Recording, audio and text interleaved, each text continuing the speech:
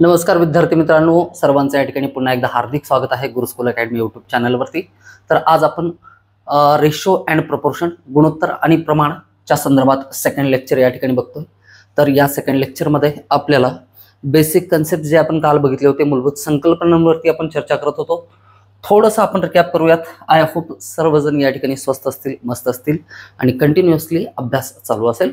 Percentage topic completely या ठिकाणी upload करून दिलेला आहे। प्लेलिस्टमध्ये एकूण 17 व्हिडिओज आहेत। तर सर्व व्हिडिओज बघून झाल्याच्या नंतर मग इतर राहिलेले काही PYQ असतील, काही चॅलेंजिंग क्वेश्चन असतील, ते सर्व सॉल्व्ह करण्याचा प्रयत्न करा। आणि नक्की जर सॉल्व्ह होत असतील तर तुमचं अध्ययन या ठिकाणी व्यवस्थित झालेलं आहे आणि मी जे काही शिकवलेलं आहे तर त्याच्यामध्ये कुठली त्रुटी राहिलेली नाही किंवा कुठला एरर राहिला नाही असं त्याचा अर्थ होईल। आणि जर का खरंच असं होतं तर 100% या ठिकाणी व्हिडिओ जो आहे जास्तीत जास्त तुमच्या मित्रांपर्यंत, मैत्रिणींपर्यंत शेअर करायला विसरू नका। ओके। आणि काल सांगितलेली गोष्ट लक्षात ठेवा, जी उंदराची आपण सांगितलेली होती। गुणोत्तर आणि प्रमाणमध्ये आपण बघितलं होतं, गुणोत्तर, प्रमाण, वैवारी, भागीदारी, मिश्रण आणि द्रावण या सर्व टॉपिक्स, सब टॉपिक्सवरती या ठिकाणी क्वेश्चन येत असतात।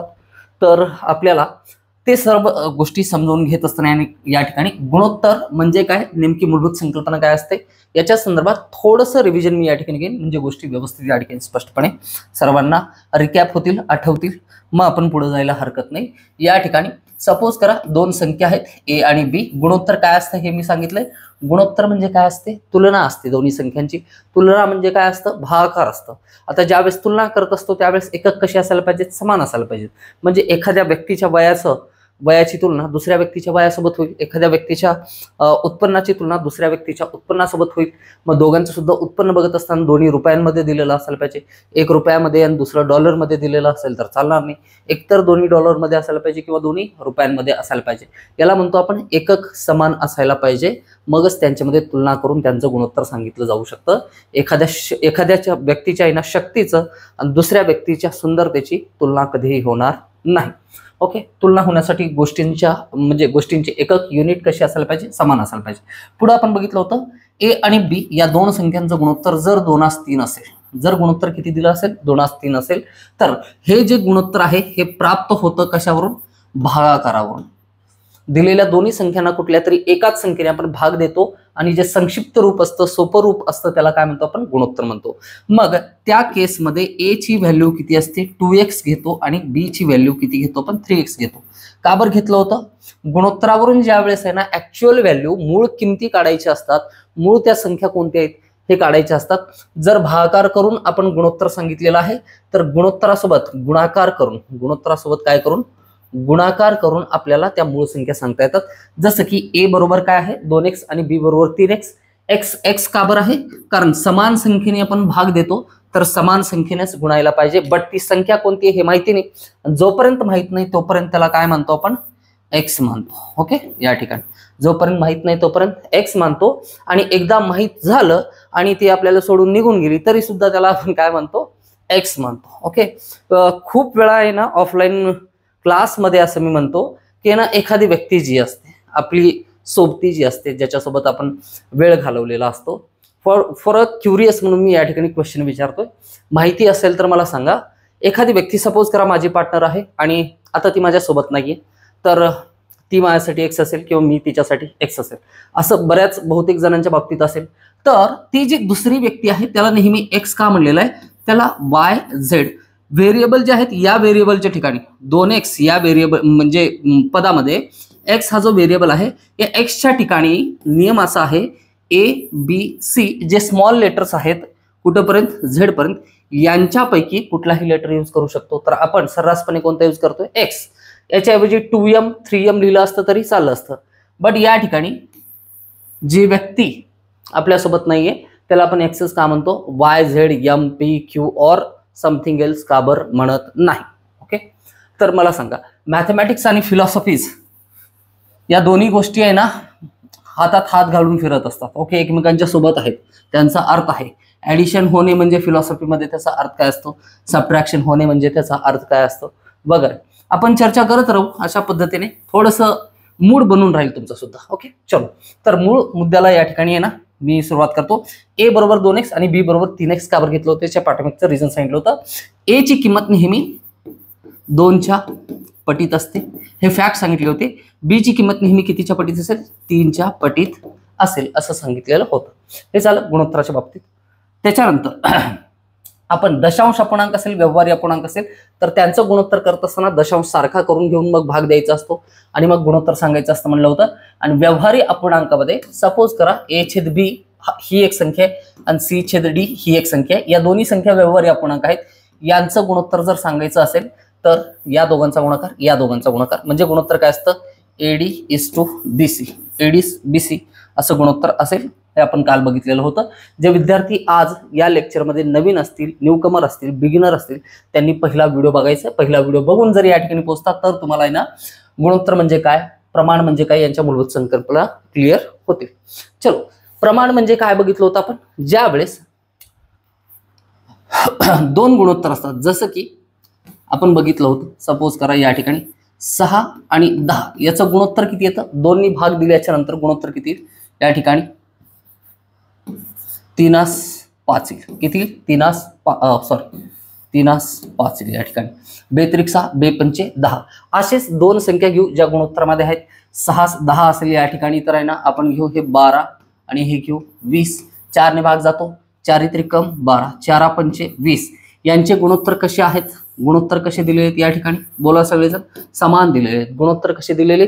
समान दिलेले आहेत. समान दिलेले असतील तर या चारही संख्या कशा असतात? प्रमाणात असतात.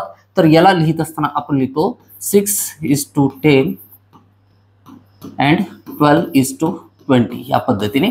किंवा दुसरी पद्धत आहे गुणोत्तराला, गुणोत्तर म्हणजेच भागाकार असतो, 6/10 बरोबर 12/20 या पद्धतीने आपण लिहित असतो. तर हे प्रमाणच्या संदर्भात आहे ना कालच्या लेक्चरमध्ये आहे ना आपण काही गोष्टी बघितलेल्या होत्या. इथपर्यंत आपण पोहोचलेलो होतो. याच्या व्यतिरिक्त सुद्धा काही गोष्टी आपण डिस्कस केलेल्या होत्या. तर जसं की गुणोत्तर आणि प्रमाण कोणत्या कोणत्या चॅप्टरशी रिलेटेड आहे, संबंध कोणत्या कोणत्या चॅप्टरशी आहे हे सुद्धा आपण बघितलेलं होतं. चलो, पुढचे क्वेश्चन बघण्याच्या अगोदर मी प्रमाण झाल्याच्या नंतर तुम्हाला काय सांगितलं होतं? आपण गुणोत्तर मर्ज कसे होत असतात याच्याबद्दल आहे ना म्हणजे चर्चा करू असं सांगितलेलं होतं. चलो, हा भाग झाल्याच्या नंतर या ठिकाणी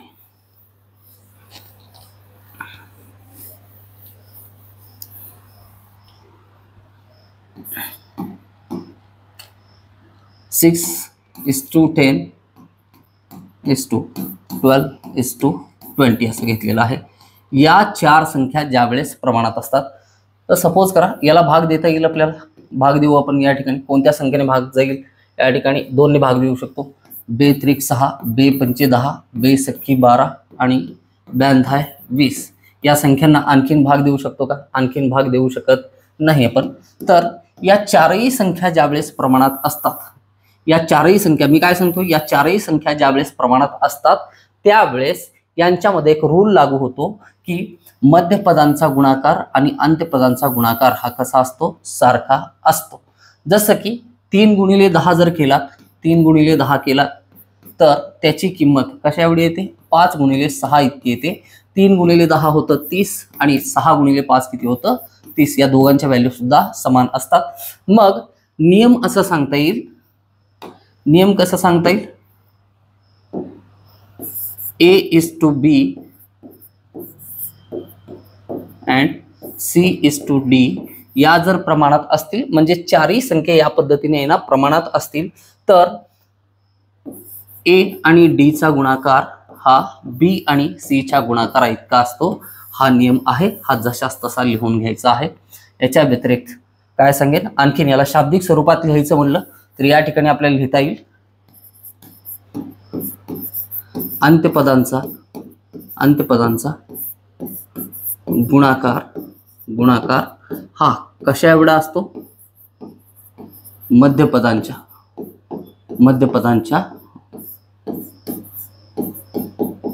गुणाकारा एवढा असतो. हा स्पष्टपणे नियम आहे.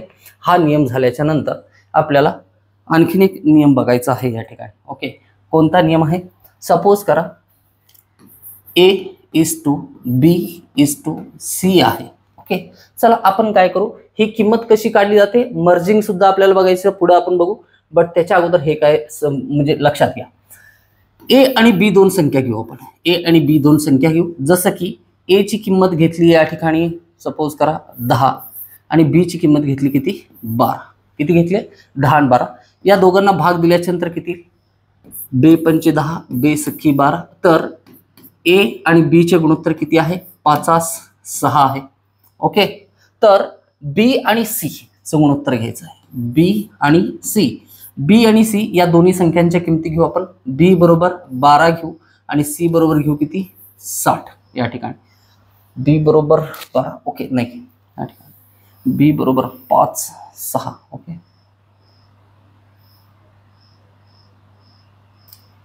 ओके चलो हा एक्झाम्पल नाही, दुसरा एक एक्झाम्पल घेऊ आपण या ठिकाणी. 1 minute. Okay, A is to B is to C या तीनही संख्या ज्यावेळेस आहे ना प्रमाणात असतात. प्रमाणात केव्हा असतात जेव्हा ए आणि बी चे गुणोत्तर आणि बी आणि सी चे गुणोत्तर कसे असते सारखे असते. तर ए आणि बी चं गुणोत्तर घेण्यासाठी आहे ना मी या ठिकाणी घेईन 4 आणि या ठिकाणी घेईन 6. ओके, तर आणि बी आणि सी चं गुणोत्तर घेताना या ठिकाणी 4 ला लिहिता येईल मला 8 आणि 6 ला लिहिता येईल किती 12. ओके, तर आता हे गुणोत्तर घेतल्याच्या नंतर आता हे गुणोत्तर एबीसीचं कसं काढायचं आहे. तर एबीसीचं गुणोत्तर काढत असताना मर्जिंग करून आपण या ठिकाणी घेऊ. मर्ज करणं नंतर बघायचं आहे. ए आणि बीचं गुणोत्तर किती आहे 4 6 आहे. बी आणि सीचं गुणोत्तर किती आहे 8 12 आहे. तर यांचं गुणोत्तर घेत असताना या ठिकाणी 6 घ्यायचं आहे, या ठिकाणी 8 घ्यायचं आहे. 8 चौक 32, त्याच्यानंतर 6 8 48 आणि 12 संग 72. या तीनही संख्यांना जर कुठल्या संख्येने भाग जात असेल तर भाग घालायचा आहे. क्वेश्चन तयार करतो या ठिकाणी, कॉन्सेप्ट मला सांगायची या ठिकाणी वेगळीच. ओके चला तर याच्यावरती ना खूप सारे क्वेश्चन नाही बनले, बट 100% क्वेश्चन एखादा का होईना याच्यावरती विचारला गेलेला आहे. तर कितीने भाग देऊ शकतो आपण 16 ने. ओके, 16 दोन्ही 32, 16 त्रिक 48. 16 ने भाग जाणार नाही या ठिकाणी. तर 8 ने देऊ. 8 चौक 32, 8 संग 48 आणि 8 9 72.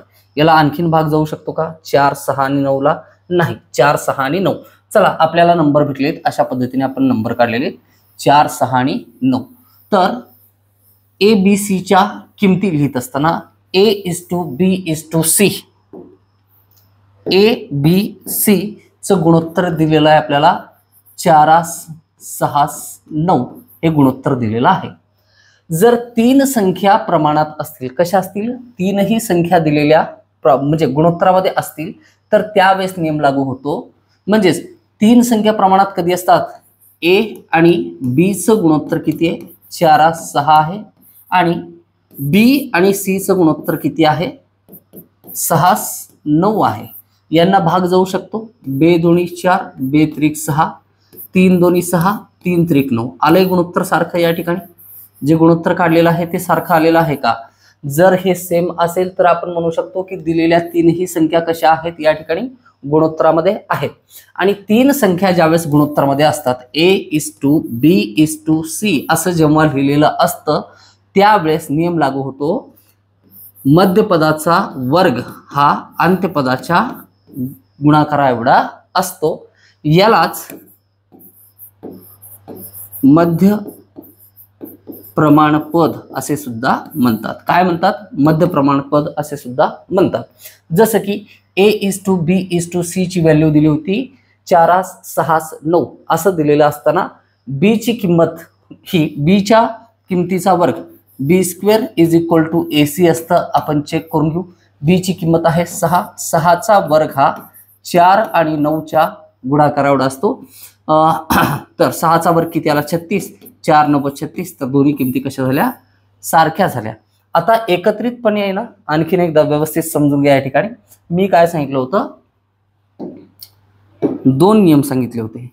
जर A is to B to C is to D 4 संख्या प्रमाणात असतील तर अंत्यपदांचा गुणाकार ए आणि डी चा गुणाकार हा बी आणि सी च्या गुणाकारा एवढा असतो. कसं काय असतं आपण ए अपॉन म्हणजे ए इज टू बी आणि सी इज टू डी ला काय लिहू शकतो या ठिकाणी ए इज टू बी ला लिहू शकतो ए छेद बी बरोबर सी छेद काय असेल डी असेल. मग गणिताच्या नियमानुसार व्यवहारी अपूर्णांकामधला छेद इकडे आल्यानंतर काय होईल, गुणाकारात जाईल. ओके, अंशात जाईल a गुणिले d, आणि इकडं c ॲज इट इज आहे, भागाकारातला b पलीकडे जाऊन काय होईल, गुणाकार होईल. मग याला काय म्हणतो, AD is equal to BC, म्हणजेच अंत्यपदांचा गुणाकार बरोबर मध्यपदांचा गुणाकार आहे. हे स्पष्ट झाले. तर दुसरं नेक्स्ट आणखीन काय बघितलं आपण या ठिकाणी, चलो पेज ऍड करून घेऊ.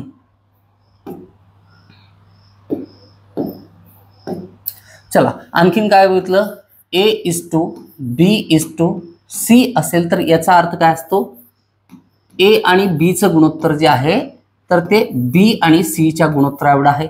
तर याला सॉल्व्ह करत असताना याला लिहू शकतो A/B बरोबरला बरोबर B/C. ज्यावेळेस यांचा आपण गुणाकार करणार, भागाकारातला C इकडे येऊन कुठं जाईल, गुणाकारामध्ये जाईल, गुणाकारामध्ये जाईल. आणि इकडं B आहे, छेदामधला हा B पलीकडे जाऊन कुठं जाईल, अंशामध्ये जाईल, B × B. तर A गुणिले C बरोबर किती आलं, B गुणिले B, B वर लिहू शकतो. म्हणून आपण काय म्हणलो होतो, तीन संख्या जर प्रमाणात असतील तर मध्यपदाचा वर्ग हा अंत्यपदांच्या गुणाकारा एवढा असतो असं बघितलं होतं. हा नियम या ठिकाणी स्पष्ट झालेला आहे. तर तुमचं काम आहे, हा एक तीन संख्या प्रमाणात असतील तर हे पाठ करून ठेवायचं आहे, चार संख्या प्रमाणात असतील तर हे पाठ करून ठेवायचं. पाठ करायची आवश्यकता नाही, या संकल्पना आहे. ओके, भागाकाराची क्रिया जी असते संक्षिप्त रूप देत असताना हेच आपल्याला प्राप्त होतं. या ठिकाणी स्पष्टपणे या गोष्टी बघितलेल्या होत्या. चला, मर्जिंग काय असते या ठिकाणी, गुणोत्तर मर्ज करणे म्हणजे काय असतं, आपल्याला गुणोत्तर दिलेलं असतं A:B बरोबर किती, 1:3, आणि B:C बरोबर किती दिलेलं आहे, 5:3 दिलेलं आहे. तर या कंडिशन मध्ये A:B:C ची व्हॅल्यू काढत असताना आपण सरळ सरळ व्हॅल्यू कशी काढू शकतो, A:B:C ची व्हॅल्यू काढायची आहे. ओके, आणि आता आपण लिहिलं A:B चं गुणोत्तर जे आहे या ठिकाणी दिलेलं किती दिलेलं आहे, 1:3 दिलेलं आहे. 1:3 दिलेलं असेल तर ते गुणोत्तर लिहून घ्या. ओके, आता ही काही नवीन संकल्पना नाही ज्याचा की शोध मी लावलाय, मी तुम्हाला शिकवतोय. तर हे ऑलरेडी बहुत लोकांनी या ठिकाणी शिकवलेलं आहे. त्याच गोष्टी मी या ठिकाणी तुम्हाला आहे ना आणखीन थोडंसं सरळ स्वरूपात आहे ना समजावून सांगण्याचा प्रयत्न करतो. आता आपल्या समोर आहे संकट. A आणि B चं गुणोत्तर दिलंय 1:3, B आणि C चं गुणोत्तर दिलेलं आहे किती, 5:3 दिलेलं आहे. तर A:B:C चं गुणोत्तर आपल्याला विचारलेलं आहे. A:B:C चं गुणोत्तर सांगायचं झालं तर अशा संकट समयी कोण मदतीला येतं मला सांगा, आपला मित्र.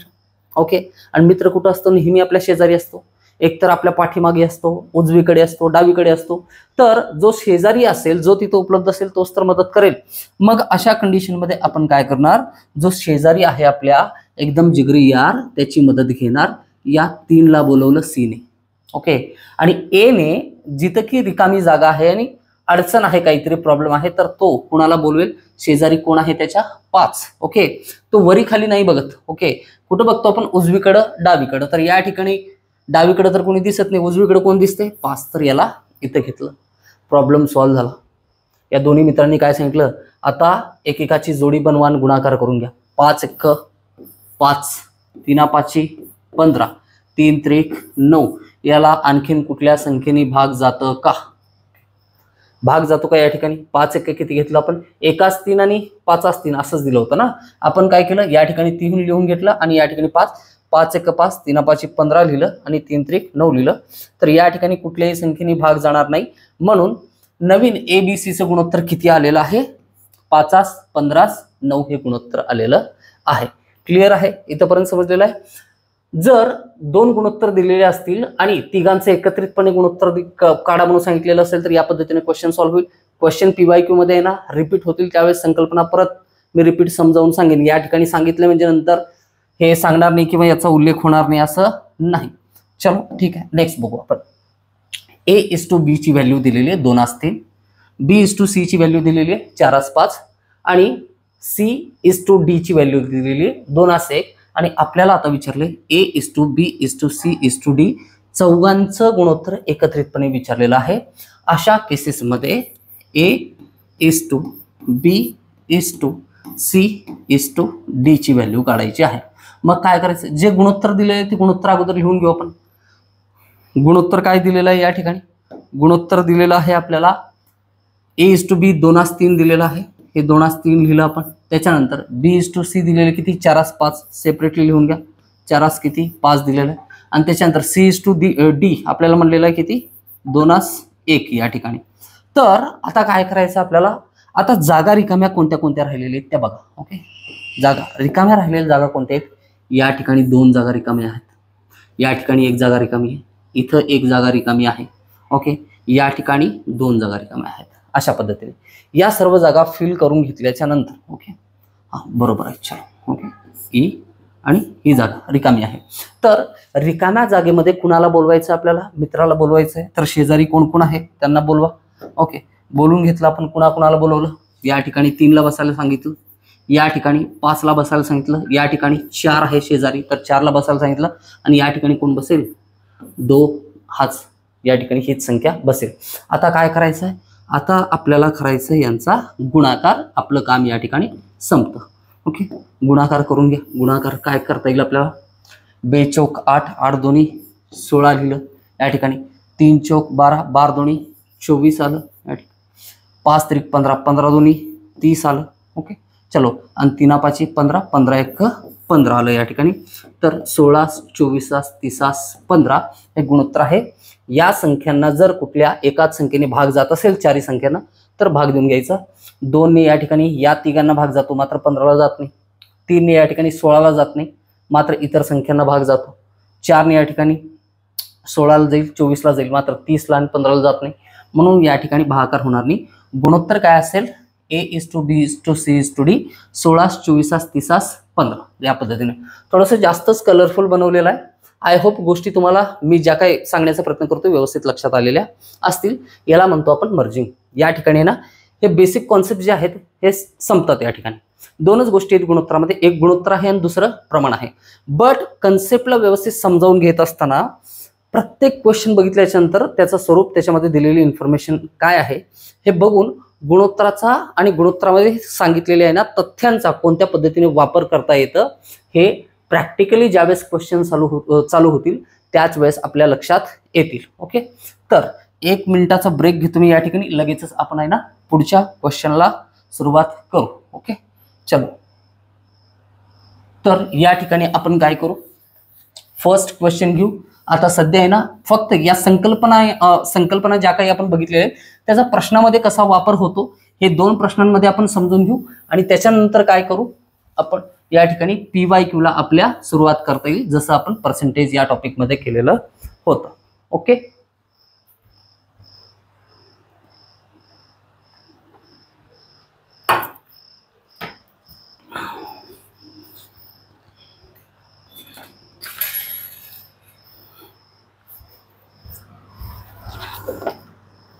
चला क्वेश्चन काय आहे.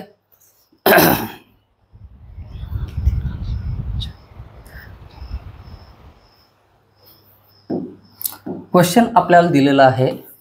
क्वेश्चन नंबर फर्स्ट, 2 भावंडांच्या आजच्या वयाचे गुणोत्तर किती दिलेलं आहे, 3:4 दिलेलं आहे. 3:4 आहे. पुढे इन्फॉर्मेशन सांगितले 6 वर्षानंतर त्यांच्या वयाचे गुणोत्तर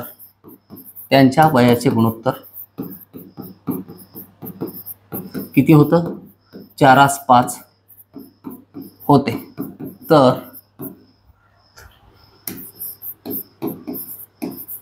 मोठ्या भावाचे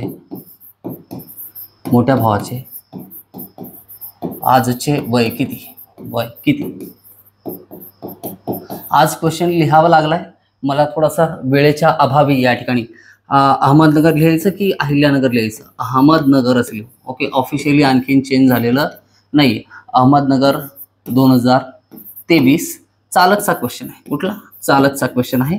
आणि आपल्याला ऑप्शन दिलेले आहेत या ठिकाणी 24 20 18 आणि 30. काय काय ऑप्शन दिलेत, 24 20 18 आणि 30 हे आहे इयर्समध्ये, वर्षामध्ये. क्वेश्चन समजतोय सगळ्यांना. क्वेश्चन परत एकदा वाचून घ्या. 2 भावंड आहेत, 2 भावंडाच्या आजच्या वयाचे गुणोत्तर किती आहे, 3:4 आहे. 6 वर्षानंतर त्यांच्या वयाचे गुणोत्तर 4:5 होते. तर मोठ्या भावाचे आजचे वय किती. सोल्युशनची मेथड काय असते, मी सिंपली सांगतोय ना, या ठिकाणी क्वेश्चन कसा सॉल्व्ह होऊ शकतो, तर दोन भावंडांच्या आजच्या वयाचं गुणोत्तर जर दिलेला असेल तर त्या दोन्ही भावंडांचं आहे ना नाव आपण ठेवू ए आणि बी.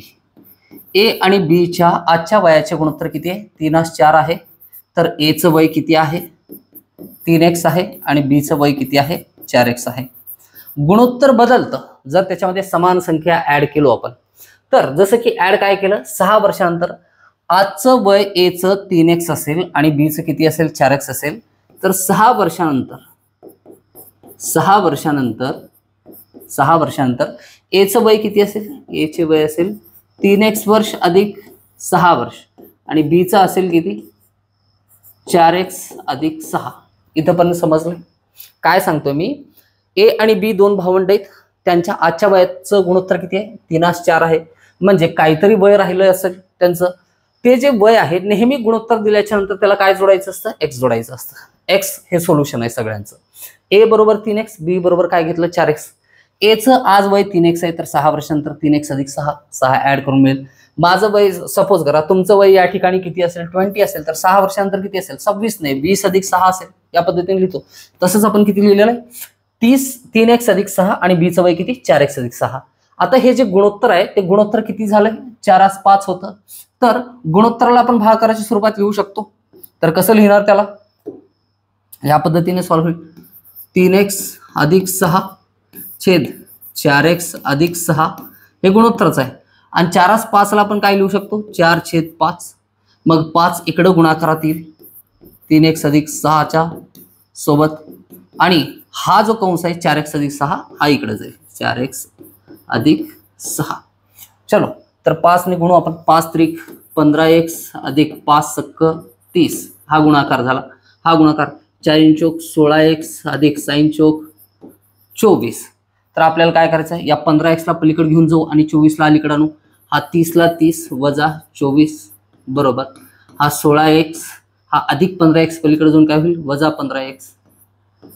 ओके, हा प्लस 24 इकडे मायनस 24. 30 वजा 24 किती? 6 राहिले.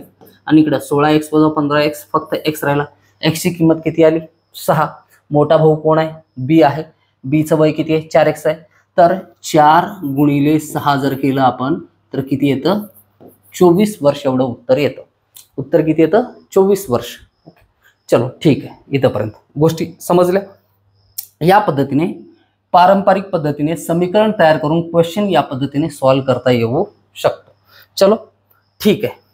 या सगळ्या गोष्टींची समीकरण तयार करण्याची, इक्वेशन तयार करण्याची आणि त्याला सॉल्व्ह करण्याची आवश्यकता नाही. मी पुसण्याच्या अगोदर एकदा याचं जर स्क्रीनशॉट तुम्ही घेतलात तर खूप बरं होईल. ओके, कोणत्या पद्धतीने क्वेश्चन सॉल्व्ह केला तो आणि आपण कोणत्या मेथडचा यूज करणार आहोत याच्यामधला थोडासा फरक समजेल. खूप वेळ गेला आपला, जवळपास 1 मिनिट तर गेला. फास्ट कॅल्क्युलेशन जरी केलं, डायरेक्ट समीकरण जरी केलं तरी आहे ना 1 मिनिटाचा वेळ जातोच जातो या ठिकाणी. तर मी फॅक्ट्स काय सांगितले होते तुम्हाला या ठिकाणी? ए आणि बी यांच्या वयाचं गुणोत्तर 3:4 आहे. तर ए चं वय आणि बी चं वय काहीतरी राहिलं असेल. गुणोत्तर किती दिले? A:B किती दिलेलं आहे आपल्याला? 3:4 दिलेला आहे. तर ए चं वय असेल सपोज करा 3 चौक 12 आणि बी चं वय असेल 16. ए चं वय 12 वर्ष आणि बी चं वय 16 वर्ष होतं. तर दोन्ही संख्यांना 4 ने भाग जातो. 12 आणि 16 ची तुलना केली आणि गुणोत्तर काढायचं आपल्याला. गुणोत्तराकडे बघू नका सध्या, वय एवढं आहे. तर यांची तुलना केली, 4 ने भाग जातो. 4 त्रिकम 12, 4 चौक 16, आणखीन भाग जात नाही. हेच सगळ्यात आहे ना सोपं रूप आहे. तर 3/4 म्हणजेच गुणोत्तर किती झालं? 3:4. अशा पद्धतीने गुणोत्तर काढून सांगितलं असेल. 12 आणि 16 असतं असं नाही. 24 आणि या ठिकाणी 32 पण घेऊ शकतो आपण. 24 आणि 32 पण घेऊ शकतो. मग कोणत्या संख्येने भाग जातो या ठिकाणी? 8 त्रिक 24, 8 चौक 32. गुणोत्तर किती येतं? 3:4 येतं. गुणोत्तर आपल्याला 3:4 दिलेलं आहे. बट ए चं वय 12 वर्ष आहे की 24 वर्ष आहे, किंवा बी चं वय 16 वर्ष आहे की 32 वर्ष आहे, माहिती आहे का? कन्फर्म माहिती नाही. बट आपल्याला माहित काय आहे? आपल्याला 100% माहित असलेलं एक तथ्य हे आहे की ए आणि बी च्या वयाचं गुणोत्तर 3:4 असेल तर काही करा या ठिकाणी गणितामध्ये अपवाद चालणार नाही. ए चं वय नेहमी 3x म्हणजेच 3च्याच पटीत असेल आणि बी चे वय नेहमी कितीच्या पटीत असेल? 4च्या पटीत असेल. म्हणून आपण लिहितोय एचं वय किती आहे 3x आणि बीचं वय 4x. परत 3x 4x आलं. बट या ठिकाणी आपण कोणतंही समीकरण तयार करणार नाही. सध्या याला सोडून द्या. गुणोत्तर किती होतं त्या ठिकाणी लिहिलेलं आहे. काय सांगितले 6 वर्षानंतर त्यांच्या वयाचं गुणोत्तर. 6 वर्षानंतर ए आणि बीच्या वयाचं गुणोत्तर किती दिलेलं आहे 4:5 होतं. ओके. कधी 6 वर्षानंतरची गोष्ट आहे. कधीची 6 वर्षानंतरची गोष्ट आहे. 6 वर्षानंतर ए आणि बीच्या वयाचं गुणोत्तर किती होतं 4:5. तर ते किती लिहितो मी 4x आणि 5x लिहितो. समजायची गोष्ट आहे, व्यवस्थित समजून घ्या. आज रोजी एचं वय 3x आहे. ओके. 3च्या पटीत आहे. 3x म्हणण्यापेक्षा 3च्या पटीत आहे असं म्हणेल. आणि 6 वर्षानंतर एचं वय 4च्या पटीत असेल. ओके. 6 वर्षानंतरचं वय बघितलं तर कितीच्या पटीत असायला पाहिजे 4च्या पटीत असायला पाहिजे. बीचं आजचं वय कितीच्या पटीत आहे 4च्या पटीत आहे. 6 वर्षानंतर बीचं वय किती असेल 5च्या पटीत असेल. आपल्याला कुणाचं वय विचारलंय मोठ्या भावाचं वय किती. मोठ्या भावाचं वय या ठिकाणी आहे. दिसते सगळ्यांना. जसं गुणोत्तर मोठं ती संख्या मोठी असते. मोठा भाऊ किती आहे या ठिकाणी 4 आहे. या ठिकाणी मोठा भाऊ किती आहे 5 आहे. म्हणजेच असं म्हणता येईल बीचे आजचे वय कितीच्या पटीत आहे 4च्या पटीत आहे. आणि 6 वर्षानंतर बीचं वय कितीच्या पटीत असायला पाहिजे 5च्या पटीत असायला पाहिजे. तर असं वय. चला आपण पहिलं ऑप्शन घेऊ. या ठिकाणी 20 घेऊ सगळ्यात अगोदर. 20. तर 20 हे 4च्या पटीत आहे का. हो सर 4च्या पटीत आहे कारण 20ला भाग जातं ना 4ने. ओके. 4 1 4 4 5 20 असं भाग जातं. म्हणून 20 हे आजचं वय दिले. क्वेश्चन काय विचारले मोठ्या भावाचे आजचे वय किती. मोठ्या भावाचे आजचे वय एकतर 24 आहे एकतर 20 आहे किंवा 18 आहे किंवा 30 आहे. या चारीपैकीच वय असेल. तर मोठ्या भावाचं वय 20 वर्ष आपण घेतलं. 18 तर कधीच होणार नाही. 18 कधीच होणार नाही. या ठिकाणी 30 हे पटीत आहे का 4च्या पटीत नाही. म्हणून हे 2 ऑप्शन कॅन्सल झाले. राहिला एकच ऑप्शन कोणता 20. तर 20ला 4ने भाग जातो 20च्या पटीत आहे.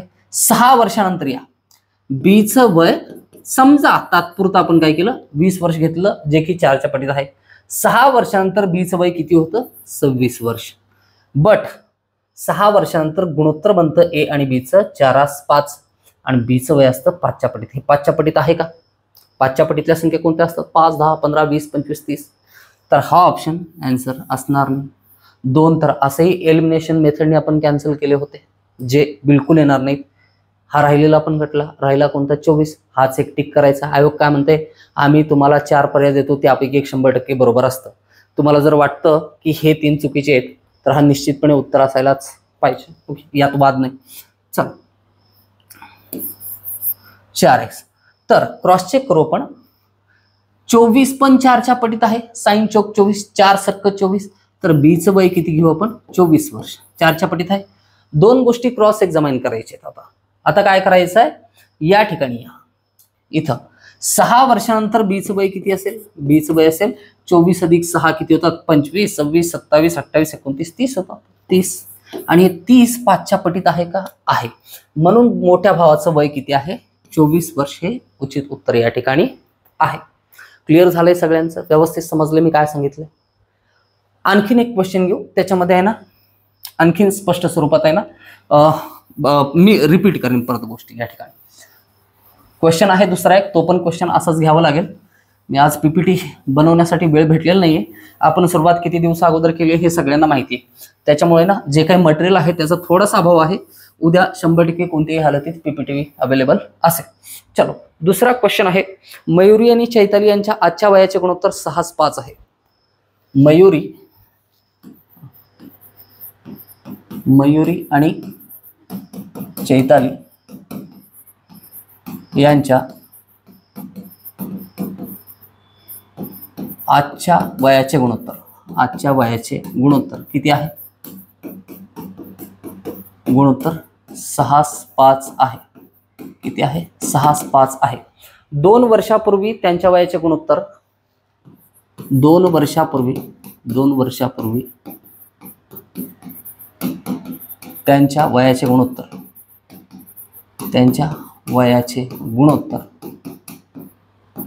गुणोत्तर किती होतं 5:4 होते. 5:4 होते. तर मयुरीचे आजचे वय किती. आजचे वय किती हा आहे भंडारा चालक पोलीस भरती 2023चा क्वेश्चन आहे. कधीचा? 2023चा क्वेश्चन. आणि ऑप्शन आहेत 10, 12, 15, 18. 10, 12, 15, 18. इथे 10, 12, 15 आणि 18. Okay. Option number first, second, third आणि फोर्थ 4 ऑप्शन दिलेले आहेत. आता क्वेश्चन सॉल्व्ह करत असताना ओके काय करावं लागेल आपल्याला बघा. मयुरी आणि चैताली यांच्या आजच्या वयाचे गुणोत्तर. ही झाली मयुरी आणि ही झाली चैताली. मयुरी आणि चैताली यांच्या आजच्या वयाचे गुणोत्तर किती आहे? 6:5 आहे. तर स्पष्टपणे ना तुम्ही ओके ते म्हणतात ना डंके की चोट पर तुम्ही म्हणू शकता सर मयुरीचं आजचं वय 100% 6च्या पटीत. 6x म्हणणं टाळा. ओके मी लिहितोय या ठिकाणी ती पद्धत आहे ती सवय आहे या ठिकाणी जाणार तर नाही लवकर. तर ती सवय न बदलवता आपण आहे ना व्यवस्थित त्याला लिहून त्याचा अर्थ स्पष्ट करू शकतो. मयुरी आणि चैताली यांच्या आजच्या वयाचं गुणोत्तर किती आहे? 6:5 असेल. मयुरीचं वय 6च्या पटीत आहे आणि चैतालीचं वय 5च्या पटीत आहे. मग ते किती असेल माहित नाही. किती असेल? 12 असेल, 18 असेल, 24 असेल, 30 असेल, 36 असेल, 42 असेल माहित नाही स्पष्टपणे. बट कितीच्या पटीत आहे? 6च्या पटीत आहे. तर 6च्या पटीत संख्या कोणती? मयुरीचं कधीचं वय विचारलं? मयुरीचे आजचे वय किती? मयुरीचं आजचं वय या ठिकाणी 10 वर्ष. 10 हे 6च्या पटीत आहे का? नाही. क्रॉस हे आन्सर असूच शकत नाही. आणखीन काय? मयुरीचं आजचं वय 15 कधीच असू शकत नाही. का बरं रे? कशामुळं? सर ते 6च्या पटीत नाहीये. 6च्या पटीतल्या संख्या मला माहिती आहेत. इथे विचारलेतच किती? 4 संख्या, त्यापैकी 2 6च्या पटीत नाही तर काढून टाकले. राहिल्या कोणत्या? 2च संख्या राहिलेले. सर काय करा, मयुरीचं वय 18 वर्ष घ्या. किती वर्ष घ्या? 18 वर्ष. चलो ठीक आहे. मयुरीचं वय तुम्ही म्हणताय म्हणून मी काय घेतलं? 18 वर्ष घेतलं. आणखीन एक गोष्ट चेक करायची आहे. 6च्या पटीत तर 12 पण आहे ना. मग आता कसं करणार? आणखीन एक कंडिशन आहे सर ती चेक करा. काय आहे? 2 वर्षापूर्वी त्यांच्या वयाचे गुणोत्तर किती होतं? 5:4. अनुक्रम म्हणजे क्रम तोच असेल. मयुरी आणि चैताली यांचं 2 वर्षापूर्वीचं वयाचं गुणोत्तर किती? 5:4 आहे. म्हणजे मयुरीचं वय 2 वर्षापूर्वी किती आहे? 5च्या पटीत आणि चैतालीचं 4च्या पटीत. मयुरीचं किती आहे? 5च्या पटीत. चैतालीचं बघायची आवश्यकता पण नाही. क्वेश्चन विचारले मयुरीच्या संदर्भात तर फक्त फोकस करा मयुरीवरती. ओके क्वेश्चन मधल्या मयुरीवरती. चलो तर काय? मयुरीचं वय 2 वर्षापूर्वी कितीच्या पटीत आहे? 5च्या पटीत आहे. मयुरीचं वय जर 18 वर्ष घेतलं जे की आजचं आहे 6च्या पटीत आहे. 2 वर्षापूर्वी किती असेल? 16. 18 वजा 16. आता 16 ही संख्या 5च्या पटीत आहे का मला सांगा? नाही. म्हणून सर हे जे आम्ही घेतलं होतं ते चूक आहे सर. तुम्ही सांगा. तर तुम्ही पण सांगायची गरज नाही. राहिलायच एक ऑप्शन तर तोच उत्तर असेल या ठिकाणी. तर मयुरीचं वय बरोबर किती घेऊ? 12 वर्ष जे की कितीच्या पटीत आहे? 6च्या पटीत आहे. आणि 2 वर्षापूर्वी मयुरीचं वय किती वर्ष होतं? 10 वर्ष जे की किती आहे? 5च्या पटीत आहे. Condition satisfy. म्हणून ऑप्शन नंबर सेकंड काय आहे या ठिकाणी याचं आन्सर आहे. आय होप या ठिकाणी मी अशी आशा करतो की जे काही सांगितलंय आजच्या या क्वेश्चनमध्ये, या फर्स्ट क्वेश्चनमध्ये आणि या फर्स्ट आणि सेकंड क्वेश्चनमध्ये ज्या काही गोष्टी आपण बघितलेल्या त्या व्यवस्थित समजलेल्या असतील. तर आज काही जास्त भाग घेणार नव्हतो. फक्त मूलभूत संकल्पनांच्या संदर्भात बघायचं होतं. मूलभूत संकल्पना आपण बघितलेले. गुणोत्तर म्हणजे काय आहे, प्रमाण म्हणजे काय आहे आणि त्याच्यानंतर गुणोत्तर यांना मर्ज कसं करायचं आहे. म्हणजे 2 वेगवेगळे गुणोत्तर दिलेले असताना एबीसीचं गुणोत्तर कसं सांगायचं. 3 वेगवेगळे गुणोत्तर दिले असताना A:B:C:D कसं काढायचं. त्याच्यानंतर 3 संख्या प्रमाणात ज्या वेळेस असतात तर त्यावेळेस त्यांच्यासाठी नियम असतो B² बरोबर AC आणि 4 संख्या ज्यावेळेस प्रमाणात असतात त्यावेळेस अंत्यपदांचा गुणाकार बरोबर मध्यपदांचा गुणाकार. या सुद्धा गोष्टी बघितल्या. आणि त्याच्यानंतर जे क्वेश्चन आहेत क्वेश्चन मध्ये जे फॅक्ट आपण गुणोत्तराच्या संदर्भात बघितलेले होते की संख्या पटीत कशा असतात आणि आन्सर काढत असताना त्या तथ्यांचा वापर करून समीकरण न सोडवता क्वेश्चन कसा सॉल्व्ह केला जाऊ शकतो. तर या 2 क्वेश्चनवरती आपण या ठिकाणी थोडासा प्रकाश टाकलेला आहे. एवढ्या गोष्टी तुम्हाला समजलेल्या असतील. तर आजच्या पुरतं मेंदूला एवढाच खुराक आहे. थोडासा आराम द्या. आता याच्यानंतर आहे ना खरा खेळ सुरू होईल PYQचा. PYQला आपण सुरुवात करणार. याच्यामध्ये राज्यसेवा पूर्वपर्यंतच्या सर्व प्रश्नांचा, त्याच्यानंतर संयुक्त गट ब गट क च्या मुख्य परीक्षांचा आणि पूर्व परीक्षांच्या प्रश्नांचा समावेश त्याच्यामध्ये असणार आहे. वनसेवा, लिपिक टंकलेखक, TETचं एक्झाम असेल, टेट एक्झाम असेल, CTETची एक्झाम असेल, पोलीस भरती असेल, तलाठी असेल, अशा सर्व पेपर्समध्ये विचारले गेलेले गुणोत्तर आणि प्रमाण या टॉपिकवरले खूप सारे क्वेश्चन आहेत. तर या टॉपिकला थोडासा वेळ लागेल. विद्यार्थ्यांनी कोणीही कमेंटमध्ये म्हणायचं नाही की लेक्चर्स खूप झालेत सर. जेवढ्या लेक्चर्सची आवश्यकता असेल मी या ठिकाणी लेक्चर्स रेडी करतोय, मी थकत नाहीये. तर तुम्ही फक्त अभ्यास करायला ना, तुम्ही तुमचा थकवा दाखवायचा नाही, एनर्जेटिक राहायचं, नेहमी थोडंसं मोटिवेटेड राहायचं या ठिकाणी. तर